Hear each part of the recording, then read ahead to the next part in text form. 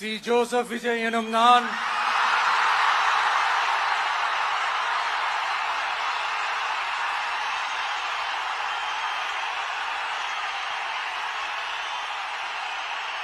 சட்டப்படி அமைக்கப்பெற்ற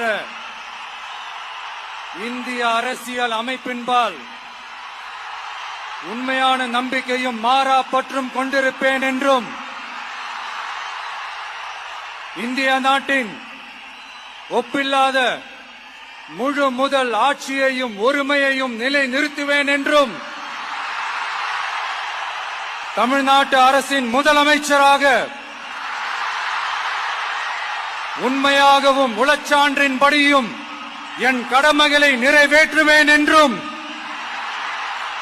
அரசியல் அமைப்பிற்கும் சட்டத்திற்கும் இணங்க அச்சமும் ஒருதலை சார்பும் இன்றி விருப்பு வெறுப்பை விலக்கி பலதரப்பட்ட மக்கள் அனைவருக்கும் நேர்மையானதை செய்வேன் என்றும் ஆண்டவன் மீது ஆணையிட்டு உறுதிமொழிகிறேன்.